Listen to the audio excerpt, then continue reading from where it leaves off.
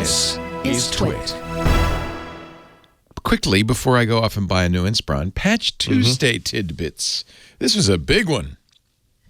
I know. A doozy, as you say. A doozy. Yes. Yeah. So we don't usually talk about Patch Tuesday on Windows Weekly because neither of us are security experts. You leave it for Steve Gibson. We do. But I think the one takeaway from this week's Patch Tuesday yesterday was if you still have not patched your Exchange servers, good news. You better get on it. You save time because there's 4 new patches. I know, right? So yeah, now the NSA and the FBI are involved. Yeah, it's not getting better, right? Yeah, Microsoft's got a whole bunch of additional guidance, more patches that you should be applying. And then I don't really understand web shells that well, but that's FBI what the exploit does. It ends up putting on a shell on your system so that even after you mitigate, you patch, the bad guy still has access to your system. And that's why the FBI is going around saying, stop the shells, man. Stop the shells. Yeah. Right. So they're actually going in and proactively doing this on servers, right? So yeah, it's bad news on the Exchange front, Exchange on-prem. Furthermore, these Exchange flaws may be wormable. Yeah. So they may spread. Achievement unlocked. Achievement unlocked, man. Prestige and infinity. Yeah. So they could go from Exchange server to Exchange server without any intervention. Yeah. That's holy cow. Yeah. Holy cow. Not good. Yeah. No. Yeah. Yeah, but there were a ton of other additional typically like on Patch Tuesday, lots of other things that you need to patch. The other thing I wanted to mention though is if you're running Windows 10 and you still haven't moved to the new Edge, CREDGE, as we call it among friends, as of the patches this week for Windows, Microsoft is taking away Legacy Edge and replacing it with the new Edge. So if you already have new Edge, nothing will happen. If you don't, you are going to no longer have access to Legacy Edge once you apply the Windows patches. And they warned people about this back in February, but I think people forgot. So, yeah. It's do you think there's a big group of of people out there using this thing still? I do, based on how many people retweeted this when I tweeted it yesterday. Well, I mean, outside of the bubble that is our Twitter accounts. Yeah. I know. How many people still use old Edge, right? I think some companies probably have kind of standardized on it and have yet to move to the new Edge.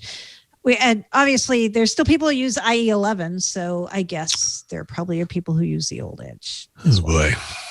I know. Yeah, so it's just something to be aware of. That once you apply the patches to pretty much all the flavors of Windows 10, not all the way back, but almost all of them, you're going to get the new Edge built in. I think it's every supported version, right? Certainly. I think, or I don't know about some of the old long-term servicing channel, like really old ones. Okay. If it goes with that one, but basically everything. So yeah. Right. Just word to the wise. I like Edge. In fact, I started using the side tabs, and yeah, I like it. Yep.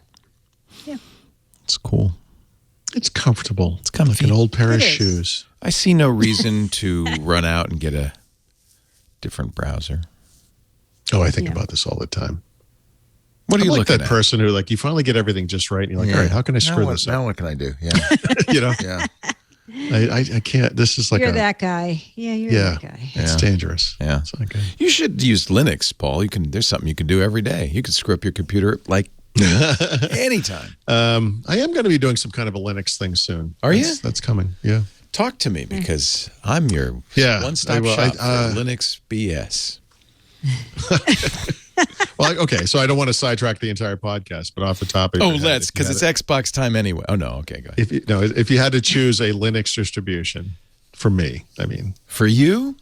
Yeah, where would you go? What direction? So I'll give you the 15-second spiel. Oh, I thought you were going to say a list of 50. No. Okay, 15 seconds. There's really two kind of different, there's a fork in the road ahead. People who want stability and not necessarily the latest software will go with a Debian-like distribution. Debian is what I use for my server because it's stable as hell. They do update with security patches, but you may be using many version old software. You're not going to get the latest Firefox. I don't want that. That's right. That's not you. So the other fork in the road is Arch-based distributions. Arch is what we call a rolling distro. So you're always going to have the latest stuff. The risk of that, but I think it's appropriate for you, is sometimes it could be a little bleeding edge. Not completely. But that's for that reason I recommend an Arch. It's like the Ubuntu is to Debian, Manjaro is to Arch. So it's got a much easier installer. It'll give you a beautiful setup very quickly. And Manjaro's folks do something I think is really smart, which is they don't immediately adopt the latest rolling update.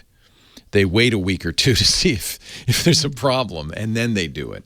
So it's kind of it's the best of both worlds. You still get a very up-to-date. That's what I use. Is you get a very up-to-date version of all your software, but you're not running on the bleeding edge all the time. It's pretty stable. Manjaro is amazing. And the installer works on almost all PCs. In fact, it's really rare. If you want to go on the Debian side, I would look at Pop! OS from System 76. They're doing that's what I have looked at. They're doing some really nice stuff, and it's more up to date. System 76 does a lot to keep that more up to date than say Debian or even Ubuntu. I don't like Ubuntu very much. I question some of their choices, but Pop! OS is great. So Pop! OS or Manjaro would be your two choices, and I really like Manjaro. I think for you, it's the enthusiast Linux.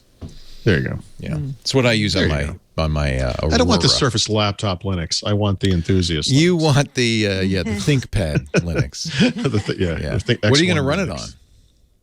See, that's an open question. I might put it on an Intel NUC for the desk, and then I have whatever choice of. I've got all kinds of runs stuff great for portable computers. I put it on the new Dell Aurora R10 Ryzen edition.